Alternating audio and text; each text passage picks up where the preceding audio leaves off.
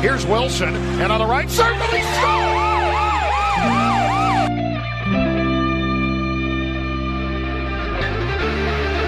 Rebound loose, wild scramble in front, score! Ovechkin with a buzzer beater! It'll count! And the hat trick tonight, number 21,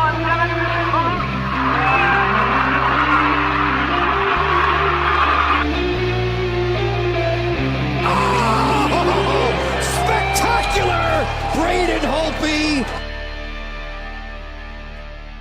Hello, welcome once again to the Power Play Point podcast. This is your host, the Blue Liner on Point, coming to you live to tape from Glen Burnie, Maryland. Yes, we survived the storm, and someone else who survived the storm with me coming at you live from beautiful Centerville, Virginia. The beautiful, wonderful, one and only mermaid memeing mentalist. It is Anna Knox. Happy Monday, Gil. Or I should say happy snow day Monday. We survived the damn white stuff day. Yeah. Yeah. I know. I saw you posted how much you hate the snow. Trust me, this mermaid would much rather be in bathing suit flip-flops by the pool or on the beach. Certainly not having to layer up and freeze my ass off as I'm shoveling snow, so no one gets injured outside of my house when they're walking by on the sidewalk. But that's okay. I'm not angry at all, because I will say it has been awesome to see Bella in the snow. She absolutely loves it. So that's been fun. Yep, and my cat BJ loves staring out the window at the snow. There you go. Way to go, BJ. Yeah, so, I'm not going to waste too much time about it, but yes, I know for somebody who loves a winter sport like hockey to hate snow and ice, well, it's not fun to slip on it, whether you're walking or driving. It is fun to skate on it. I've said many times, I do a lot of driving, both for my job and for my family. And no, was not fun. And I also had to do a lot of shoveling, as you did. And that wasn't fun either. In a separate post I posted on my personal Facebook page, because I'm pretty sure I did something totally unnatural to my back. Oh, Which, if my back had a voice, it would be screaming every time I get up from a chair. ouch. I'm fine when I walk around, but yeah, Getting old. stiffer than a 1,000-year-old mummy, I tell you. Oh, there's a vision. For me, but enough about my love life. Gross. That's what she said. So in my neighborhood, and I think I might have joked about this a while ago, but being from California, I'm like, what the hell is this snowblower thing? Like, what am I supposed to do with this? And so we didn't purchase one until about 2 years ago. And we're like, oh, what a deal. And it just charges, and it's so easy, and like literally anybody could use it. Wouldn't this be amazing? So of course, here I'm out there today, and it was the first snow of the year, and we haven't had a whole lot, so I'm not going to complain too much. But now I'm out there, I got my music on, rocking out to who knows what, and I got this, and our little snowblower's blue, and it makes this like wee, like this little sound, and I'm doing the sidewalk and the driveway, and it's all good. And then I look across the street to this like neighbor of mine who's one of those guys that like never has a leaf on the ground, because he's like, oh, I need to get out there and rake every minute of every day in the fall. And he's got this like, oh my God, it's like a monster size snowblower with this huge engine. It's like, it's like he's just like some badass. And, he's out there doing the same thing I am. And I'm thinking, really? Did you just like seriously one up me on a snowblower? Because I don't care. Like I'm happy. Mine's doing the same thing. But my God, people and their snowblowers out here, it's like sacred. It's like, you know, I don't know. It's so weird to me. I don't understand. I don't understand that at all, but whatever. So he's out there and that's his precious babies coming out. Like you think it was like a Corvette or something, where you'd be like, oh yeah, look at my baby, I'm going to polish it. And it's like, it's a fucking snowblower guy, So, and then like the guy across the street from him, and it's like a pissing contest on like whose sidewalk looks better. And, and here I am like, well, I hope nobody falls and slips in front of my house. Whatever. Yeah, so that's my neighborhood. And I didn't have school today, so that was kind of cool. I'll take it. I would take that too. Getting off work. Wish I had that deal, but some of us aren't sexy teachers who get out of class and got to push snowblowers around to make fun of their neighbors while they're And I wish I could be like, oh yeah, and I was out there, one of my neighbors does it in shorts, and I'm like, oh, I'm gonna totally one up him. I'm gonna come out in shorts too. And then I was like, damn, it's I'm gonna shave my legs, and it's in the winter, and I'm like, oh, can't be bothered. So, anyways, moving on, Mr. Gill, to this last week of Caps hockey, which wasn't as bad as before. It was all right, except for Saturday, but we don't have to jump ahead too much. Yeah, no, not too bad. When last we left you, you on the other side of the speakers, earbuds, what have you, listening from the state of Maryland, District of Columbia, and Commonwealth of Virginia, Caps had something of a rocky week. 3-game losing skid, and then righted the ship against Detroit on Sunday. 3 games played since we last talked to you. Of course, as we record this, it's 5:30-ish Monday evening. So in about an hour and a half, rather, if I can get my mouth to work. They will be facing off against the St. Louis Blues at the Capital One Arena. But the 3 games before that were against the Philadelphia Flyers, a win. Up in Boston. Pause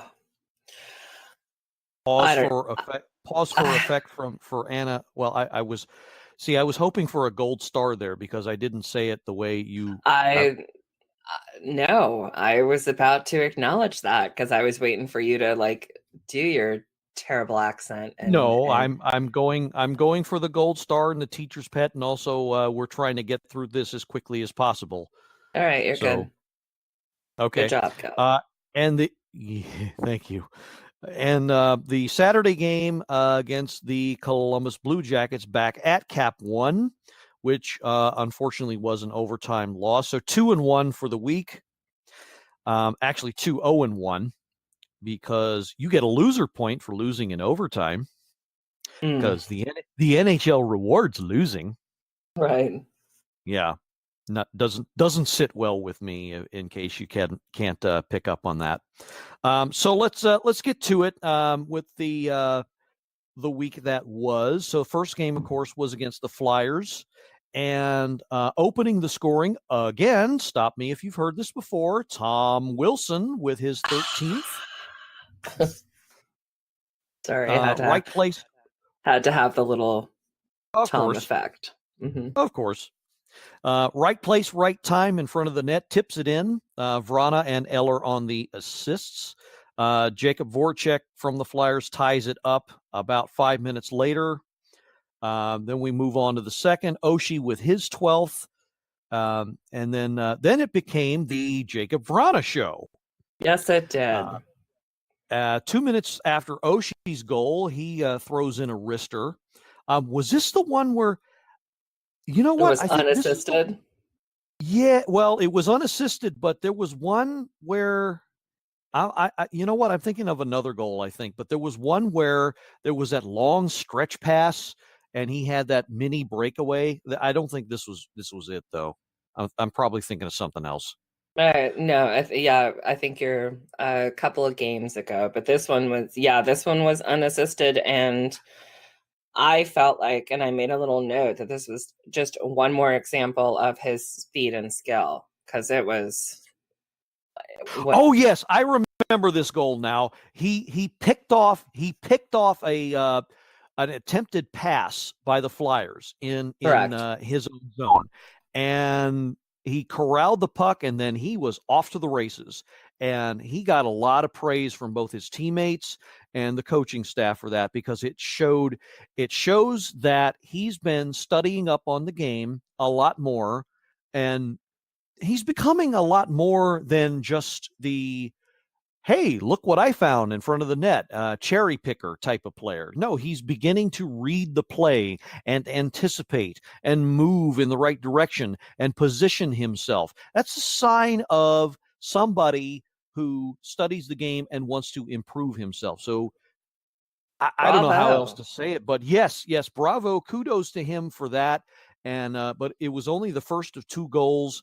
He would top himself 3.5 minutes later and score a wrister on the power play. Remember that one, to make it 4-1. And then the third, towards the end of the game, the wheels started to come off a little bit. Flyers made it a little too interesting for my liking. Wayne Simmons was with his 13th on a wrister, and then very close to the end, Claude Giroux making his 14th to make it 4-3. And then somewhere along the way, Tom Wilson had a goal disallowed because apparently he was offsides, which begged the question, how did the Flyers get a penalty that happened after the offsides? But they did. Right. Which pretty much killed their chances of coming back. And then Oshie puts it away 4 seconds later with an empty netter. And so that ends the score 5-3. It wasn't just Oshie and the empty netter. That was his 200th. Yes, that it was. Thank you for reminding us. And yes, that was TJ number 77's 200th goal of his storied career. That's obviously a nice mile marker to have, and hopefully he'll have hundreds and hundreds of more goals before he retires, all in a red sweater with capitals on it. Okay, so look at the vitals. Shots on goal. Stop me if you heard this before. Horribly outshot, 40-25. Bad guys. Oh, good Lord. Jay Beagle, where have you gone? Face-off percentage, 70.3 loss percentage. I say again, 70.3% of the face-offs taken during this game were won by the Philadelphia Flyers. Got to do something about that, I would think. Yes. Power play, penalty kill came up big, shut down all 5 power play chances for the Flyers. PP was 1 for 4, as I said, with Vrana's goal.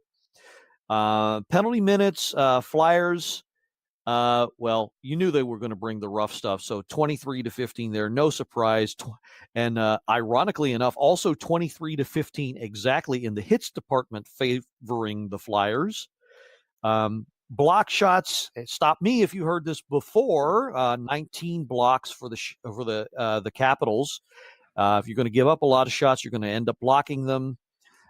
Possession game, kind of balanced. This was not as choppy as the Detroit game, but towards the end got a little messed up. So probably can't read much from there. Much better overall command, I thought. They're second tier players, Vrana, Oshie, et cetera, Carlson. Well, I don't want to call him a second tier player, but let's see who else. The boy got a nice assist on the Vrana goal. And your second tier play. Vrana also got assist on the opening goal, so naturally he was made the first star of this game. and Well Oshie and Carlson deserved. as well. Very well deserved. So yeah, nice to see. Nice to see. Like I said, the second liners step up, and they most certainly did. So second back to back wins for them. So moving on to the game after that, which was up at I think they still call it the TD Bank North Garden. Boston. Let's just stick with Boston, Gil. Oh, that place, yeah, where they move their vehicles in a place called Harvard Yard. Yeah. Okay, so opening the scoring in this game, I think this was, you know what? I think this is the goal I'm thinking of. Vrana with his 15th. So you're going to have to put a hose on him because he is definitely on fire. Opens it at 6:38. A nice stretch pass from TJ Oshie from about a few feet within his zone. Finds Vrana streaking. Of course, he had all his clothes on, or else he would have been penalized. Yeah, there'd be a lot of female fans and probably some male fans that would like to see Jacob Vrana streaking. That too. But yeah, he made a beeline for the net, beating all the Bruins defenders and putting away the wrister to open the score. This is 15th again.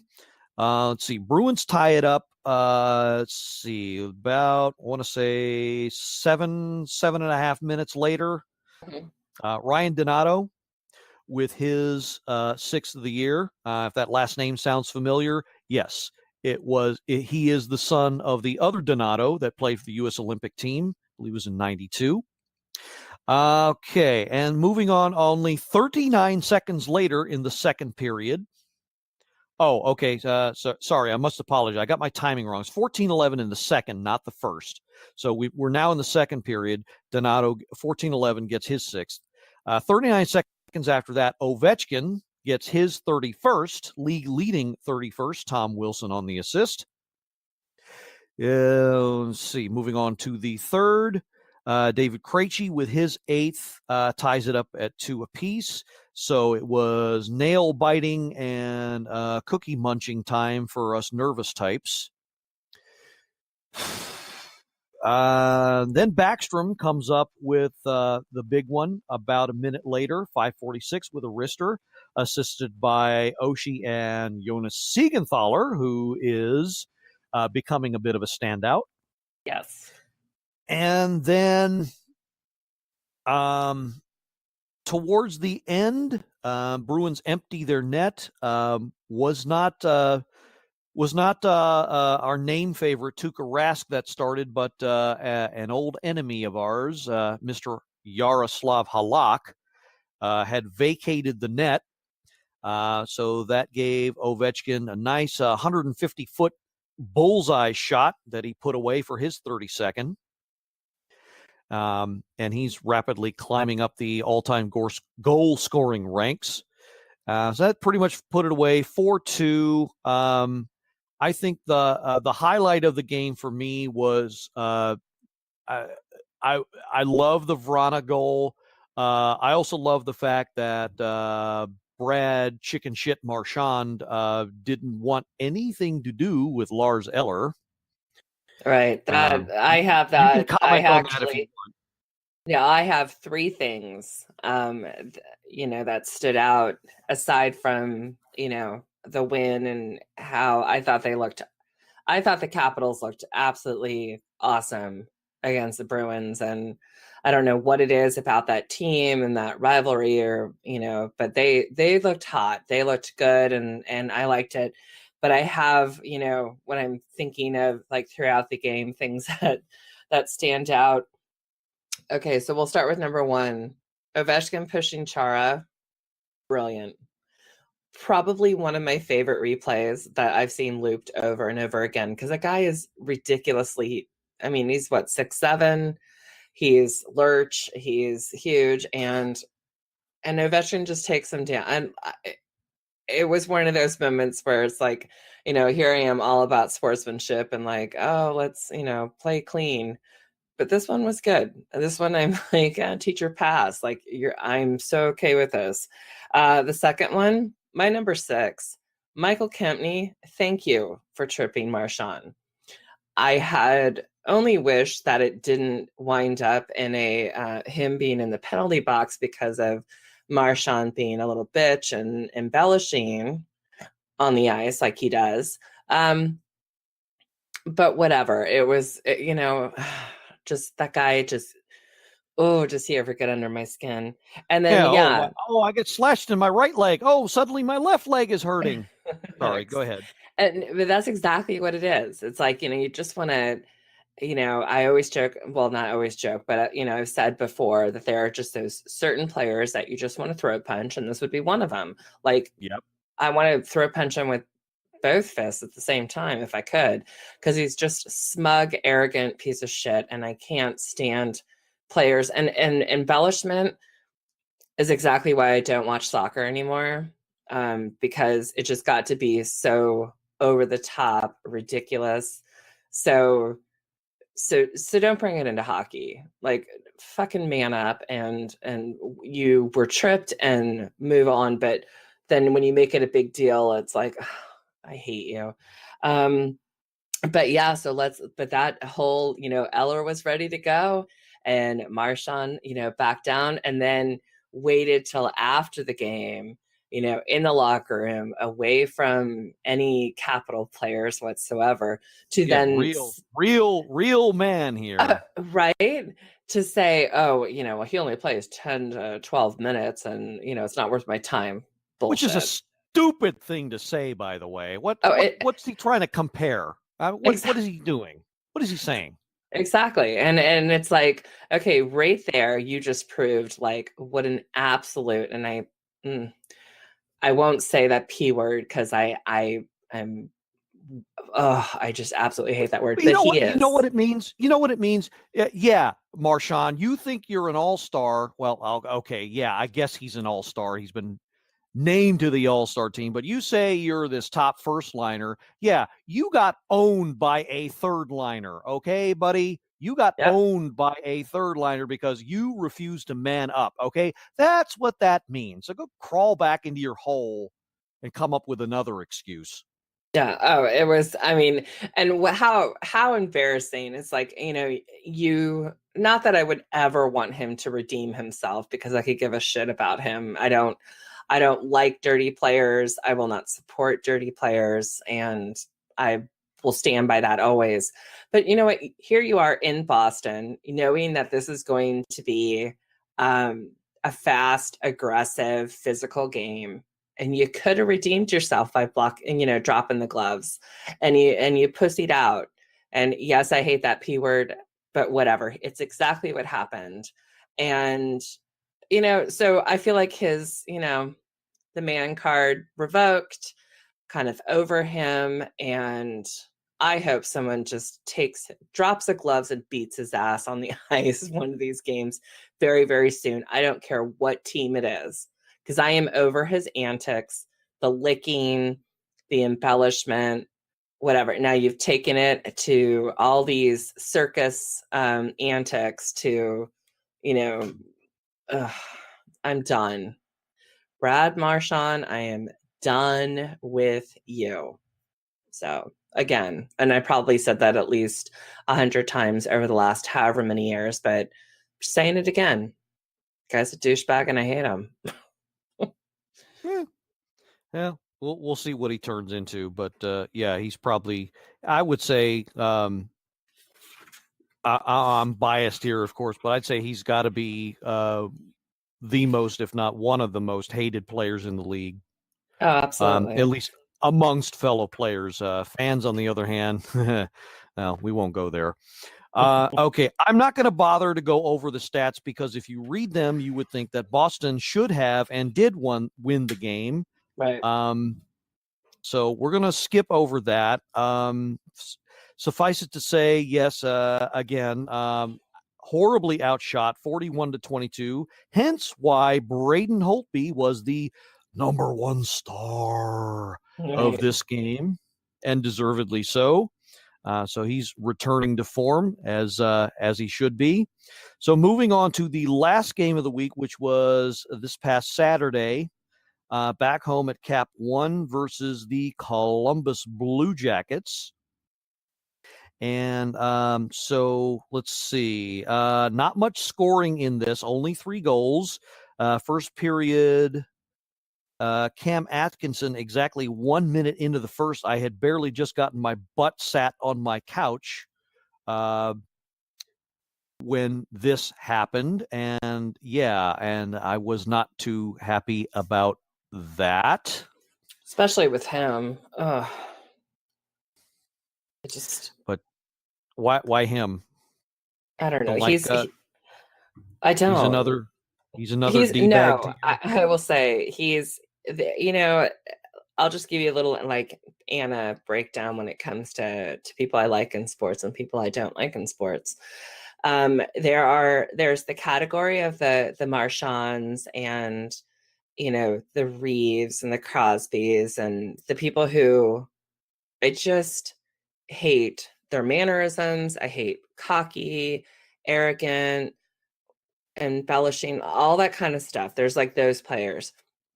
And then there's the players that are on another team that are really fucking good and have so much potential. And I just hate them because they are good. And I think Cam Atkinson is just one of those players that you just have to watch out for. I mean, it's there with this. I agree. You are definitely on to something, because I think he's one. A lot of people counted Columbus out because their 2 biggest stars, Bobrovsky and Panarin, they're both in a contract year, and they both have pretty much said, "No, you know what? I'm out of here after this year." And so you would think they have nothing to play for, and it's guys like Cam Atkinson on that team that are stepping up. So yeah, you got something there, I would say. Yeah, I just I think when you see the players aside from the stars and the leads, whatever, that kid's got skill. I mean, he's not a kid, but I'm gonna call him a kid.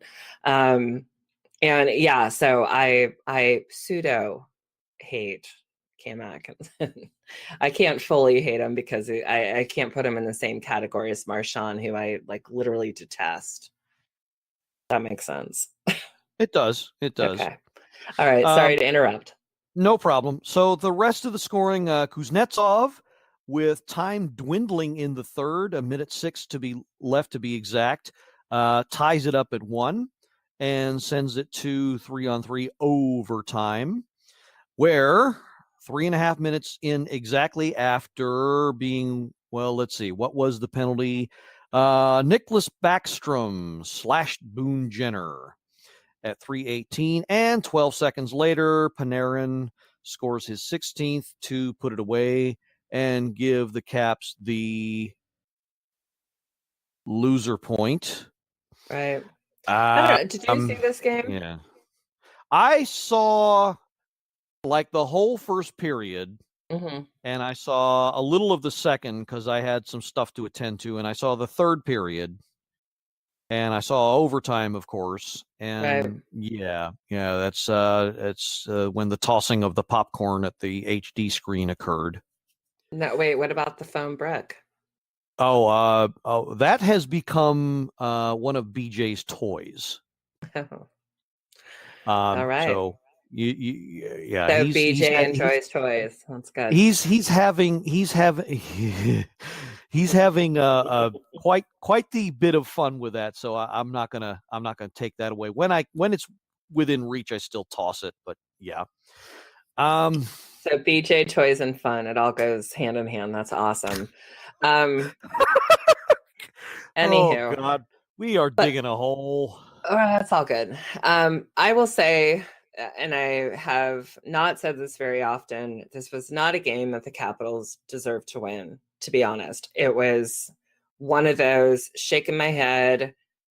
Who are these guys? Where's the consistency? Where's the balance? Where's the chemistry? They look tired. They just didn't seem like they were 100% into it, which is always very frustrating when it's also at home. And you have a great point. Not to cut you off, but you have a great point there. But here's the funny thing: when I look at the first thing on the stat sheet, okay, This was the only one of the 3 games last week where the Caps outshot the opposition. Oh, right. Oh, right. No, this they is the only still time the shots on lost. goal were. I know. But the game, they looked sloppy. It was a boring game, and and honestly, like if you never even saw the game and you were looking at the stats and you were saying, okay, this is what it really came down to, that Backstrom slashing. I mean, that was it right there. That was the nail in the coffin. It was, there was no coming back after that. And yes, I understand it was like, 1857 or whatever the slashing one actually was into overtime, wasn't it? Yeah. Or 1850. Whatever it was. The game tying goal by Kuzi was with about a minute left. Oh, that's right. Sorry. 50 something. That's and then when they went that into happened. overtime. And then they went into overtime, and then Backstrom had that slash on Jenner, and then it was 10 seconds later, they scored on the power play. And yeah, it's well, and that just summed it up right there. It's like we didn't deserve the W because it wasn't like they gave it their 60 minutes. Boston, yeah, I was impressed, even though the shots on goal were still a little up and down. I'm not totally impressed with it.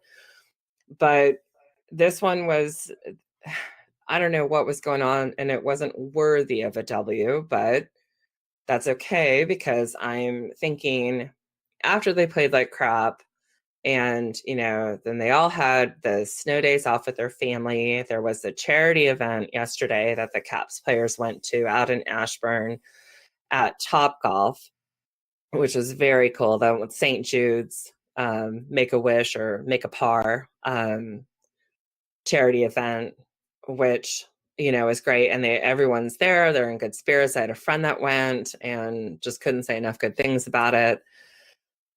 So that's awesome. So now it's time, for us to focus on tonight. From about an hour from now, where they drop the puck and let's go. It's time. Redeem yourself and you're home and let's go. True, but I want to kind of segue, and thanks for mentioning the charity events. Mm-hmm. Always want to put the spotlight on the good deeds this team does, which is besides their winning ways, another reason why we love them so much. But I kind of wanted to segue a little bit, sort of related to that game, and with you had put out a message in the Facebook room, probing for some questions, and some of our best fans, best listeners, noted contributors even probed us back. Now, of course, I mention this now because my plan for 2 weeks from now, when the whole league goes on the All-Star break, is to invite friends of the show that are registered at our Facebook page. And once again, that's Power Play Point Podcast in all caps. Search that in all caps, and you'll find us there. You want to become a member, search that page and ask, and either one of us are always available.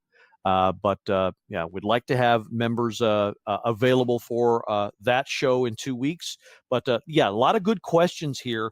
Unfortunately, we don't have enough time to go into great detail and answer them, but I just wanted to read them out loud. Christian Levesque first, but also Robbie Gross a few minutes later, both posed the question, what can the Caps do to improve the struggling PP? That will certainly be discussed in the weeks to come. I've got a few ideas. If you follow Bernie Deal, he has a few ideas. In fact, I think he's spot on. I don't want to get too much into it, but they're not moving around as much as they could. They're not positioning themselves well. There's no speed. There's no urgency. I mean, that's just the tip of the iceberg for that. Elliot Thomas, one of our newest members, all the way from Swansea, Wales, UK. Oh, awesome.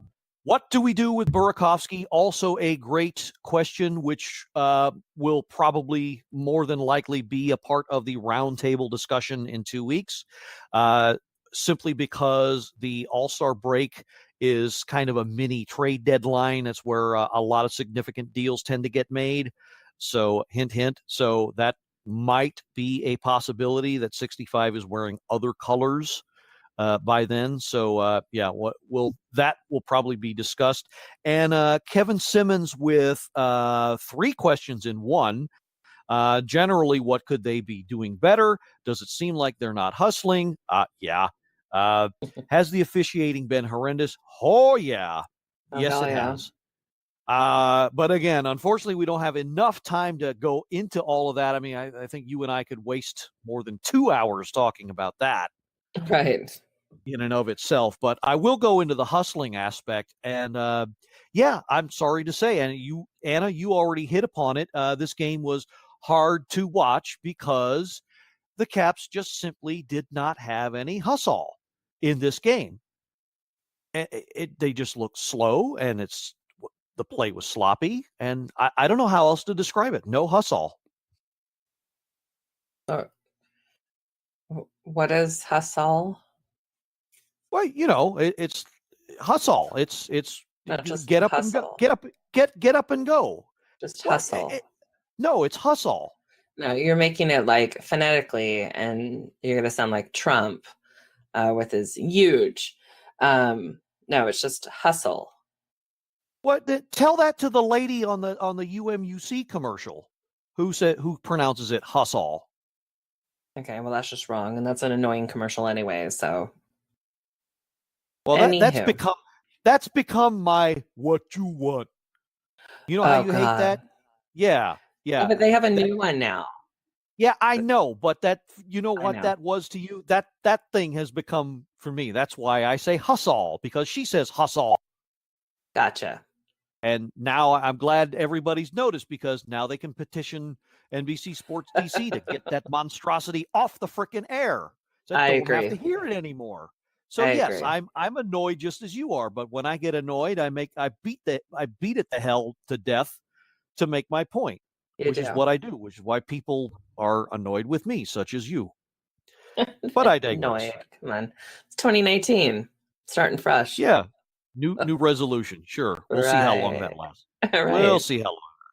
My dry January is going fabulously, by the way. Start with that. How's that? Oh, don't get me started. When I got home off the road, first thing I did was, I took my last 2 Line and Kugels and chugged those bad boys down. Trust me. Yeah, very good times. Okay, but yes, all good questions by Messrs. Levesque, Gross, Thomas, and Simmons. We'll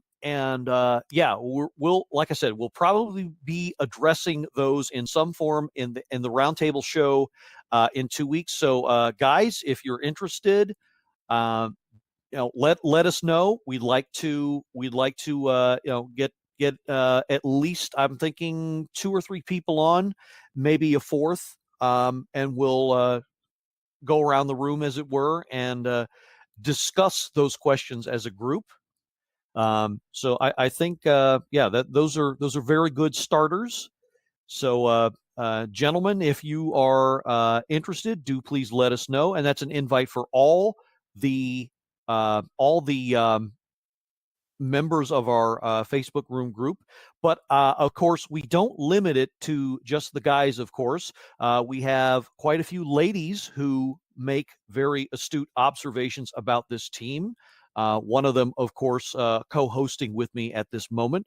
But of course, we also have members of the page who have made the keen observation at many different points, not only this year but last. So we invite you as well. And speaking of the ladies, understand that Anna, you have lined up a feature for next week's show.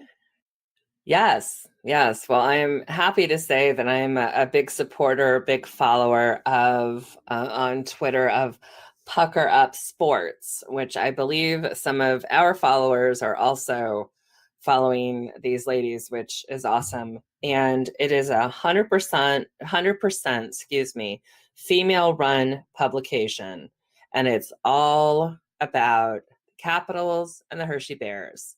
And I cannot say enough awesome things about this and support it. It's just way to go. I met Nikki at the Big Stick, the charity event. Super sweetheart, totally into this. Women in sports is, there's no reason why we cannot be hosting a podcast, co-hosting a podcast. Yes. Is this she's the same Nikki we had on a few weeks ago? No. This is Nicole. So I don't know. I see. Yeah, sorry. So yeah, this is that one was from Big Stick. This is PuckerUpSports.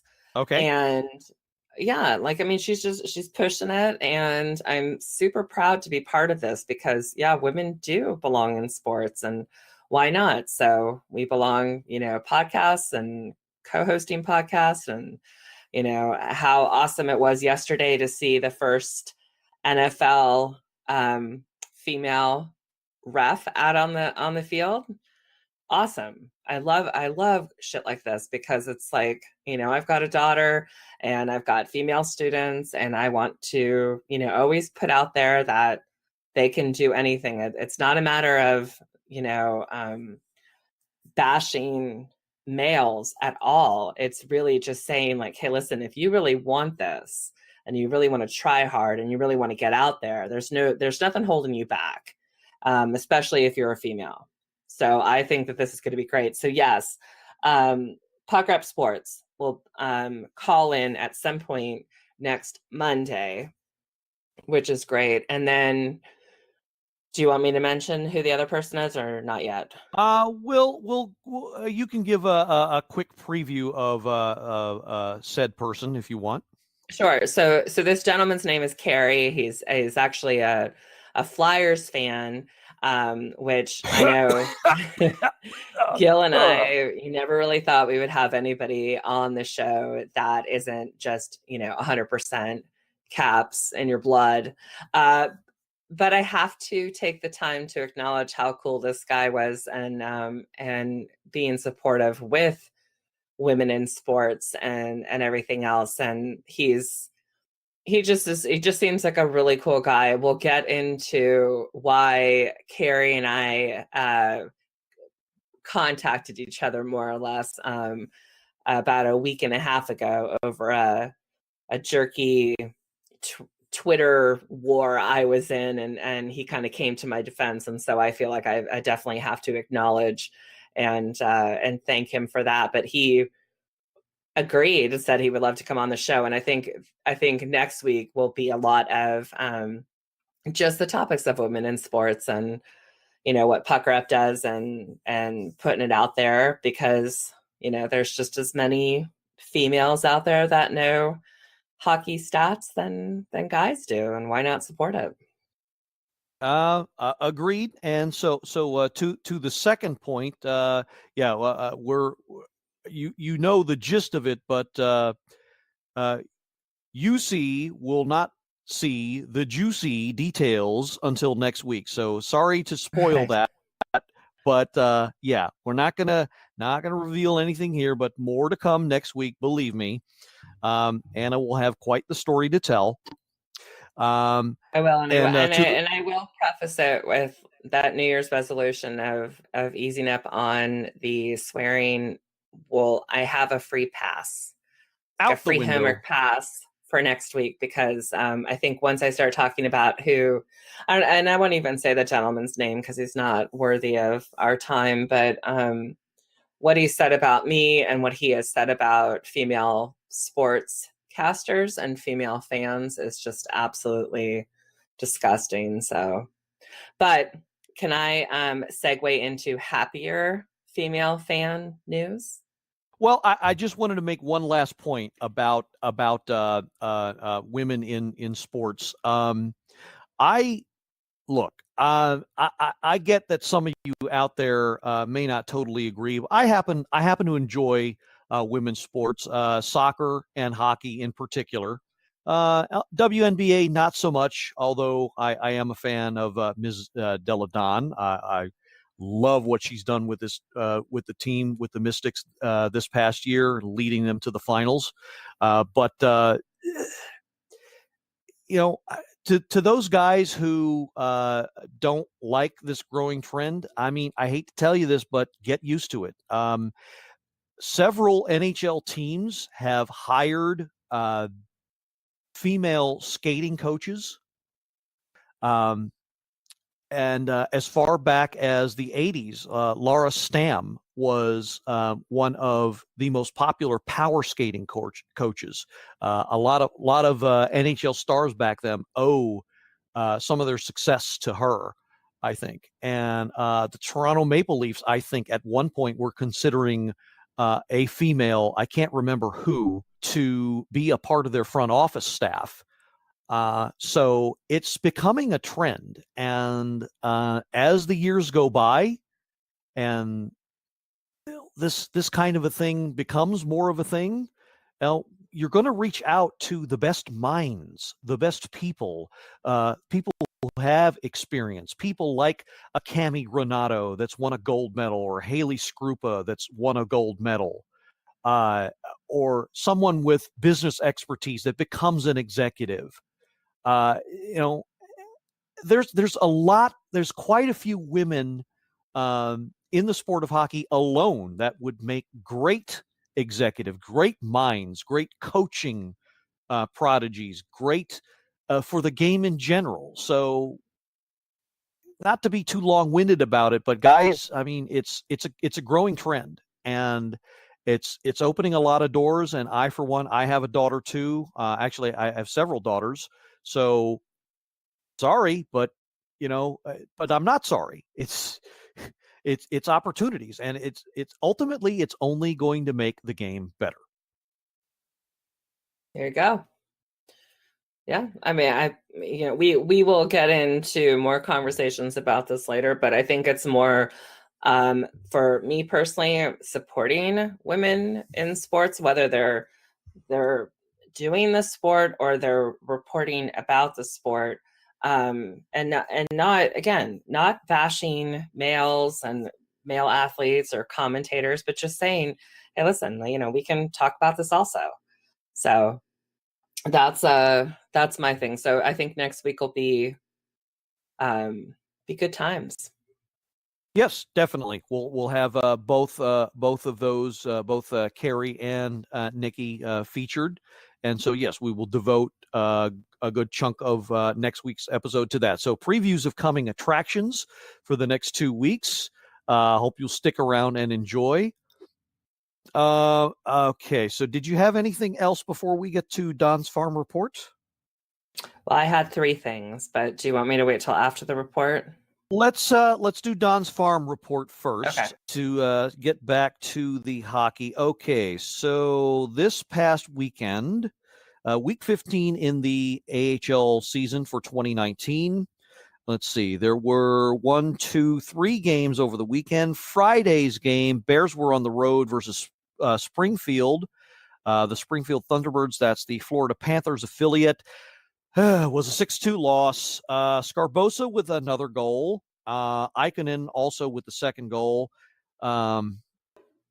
Vanacek did not have a very good game, gave up 4 in about half the game. Samsonov stepped in, didn't do much better. Last word in the comments, brutal. Saturday, much better.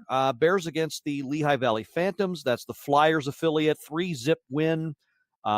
Sproul and Riley Barber with 2 goals for the Bears. Samsonov stopped all 18. This was a watershed game because it was his first professional shutout. Awesome. So we want to highlight that. And he goes on to say this ended a 9-game losing streak in Allentown against the Phantoms, stretching back almost 2 years. So good to see that. And the last game of the week, Bears came home as a home and home with Lehigh Valley again. And it was a very exciting 5-4 win. Walker, O'Brien, Scarbosa, Hobbs, and Pino all with the goals for the good guys in chocolate brown. Vanacek in goal, stopped 23 of 27. Bears got 3 in just over 6.5 minutes of the first period. The first 6.5 minutes of the game that chased the goalie. Why did the Scarecrow win an award? Because he was outstanding in his field. So were these guys. Forwards, Mike Scarbosa, 2 goals in those 3 games. As I said, 17 goals now. Already has bettered his mark from last year. Defenseman Connor Hobbs got that 1 goal and some solid play. Also assisted on the game winner. And the goalies, not so kind to them, both awful, but both redeemed themselves. Says he gives the edge to Samsonov for his first career shutout in the pros. So good job, gents. Keep up the good work. Wish you'd win a bit more often. Well, it's actually, you know what? They did just as good as the Caps, 2-1. So great for them. Yeah, keep it up, and hopefully you'll start to turn things around in Chocolate Town. Let's hope so. But thanks once again, Mr. Don Maclaren, for that, and thus endeth the farm report. Sorry, we can't afford the real music. Okay, so yes, that ends another week in the AHL. So Anna, you said you had a couple 3 things you want to get into before we close? I did. Okay, so go ahead. The one thing was, as much as I have not acknowledged this player enough, and because I had my ups and downs with him, we need to give a golf clap Power Play Point podcast acknowledgement to Mr. Brooks Orpik and his 1000th game tonight. It's pretty awesome. That's kind of funny. Mrs. Blue Liner, before we went on, kind of nudged me and made a point to remind me of that. So once again, thanks for hanging the bucket where I leak. Of course. I don't know about that, but okay. That's just weird. Okay, and then the second thing is I had told you before I had 2 shout outs, and I epically failed last week to acknowledge these guys over at GNC Auto Service here in Centerville. They also have a place in Manassas. Both Ryan and Zach, who are Capitals fans, probably not to the extent that you and I are, but they are Capitals fans nonetheless.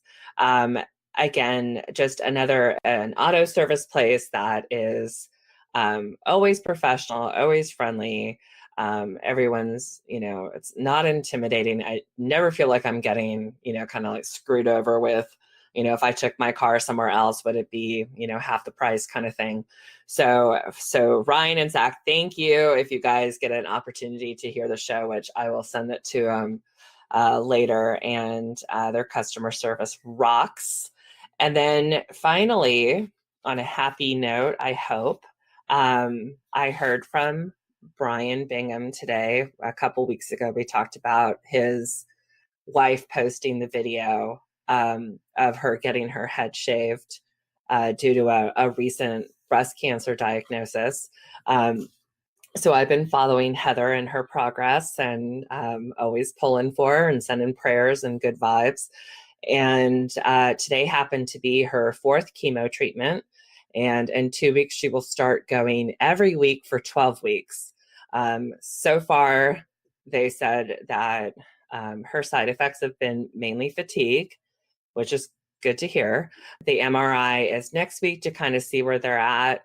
But, still in good spirits. She's posting, and her friends and family that are sending her messages. It's always amazing to see and love and support. So, of course, she's got it from us at Power Play Point Podcast. Big supporters of seeing her come through this. And it just so happens that she is a huge, huge Chiefs fan. So and I know we've talked about football. Well, then I know where she's going to be next Sunday. Right. And here's the thing is, you know, and for as big as a sports fan as I am, and my entire, you know, life, I have been a San Francisco 49ers fan, and that's always been my team, even when they suck. And then I've also been a Patriots fan since 2000. But I will honestly say, Heather Bingham, for you, my friend, I am hoping that the Chiefs win, because I hope that your boys go to the Super Bowl and that makes you smile and put all this other crap out of your head for a little bit, because you deserve it. That team deserves it. I do love the Patriots. You cannot knock Tom Brady. I know people love and hate him, but you got to give it up to Edelman, and it's just a good team. But you know what? I'm okay. I'm okay to let Kansas City kind of come in. If it's gonna put a smile on Heather's face, I'm all for it. Okay. So I'm going to be nice and forego my comments about the Patriots, because we are here for Heather, and she is looking like she's definitely on her way to making good in kicking cancer's ass. Yeah. Oh, absolutely. Absolutely. So I'm good to go here. I'm going to go grab something to eat and so yep, so definitely me as well, believe me. But before we do, of course, it's Monday evening, and that of course means Sports on the Hill, which Anna will actually be on. By the time you hear this, it'll be already dead and gone in the archives. But of course, every Monday night on Facebook Live at 7 p.m. they air. First segment, as always, is Capitals Talk, hosted by Carol Porter III and Robbie Gross. Robbie, as I understand, will be at the game live. You know what? I was wrong. I'm sorry.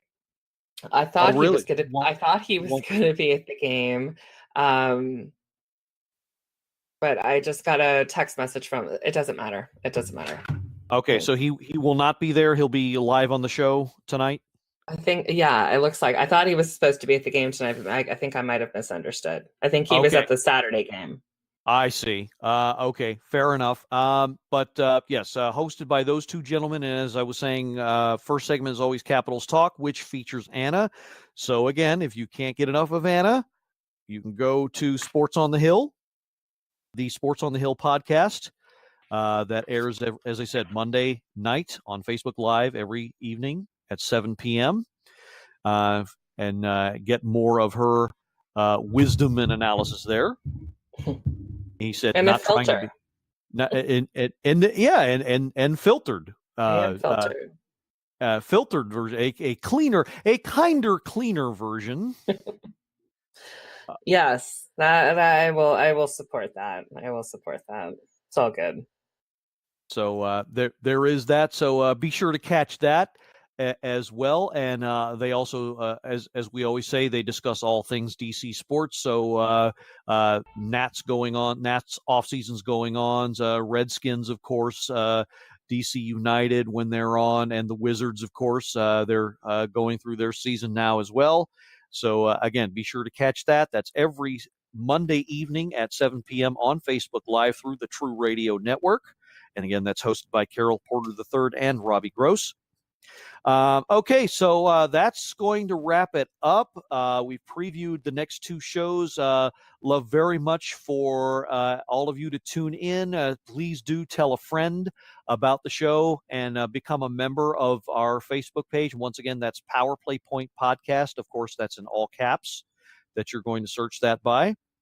So, for Anna Knox, for another show, he said, preventing his mouth from falling off.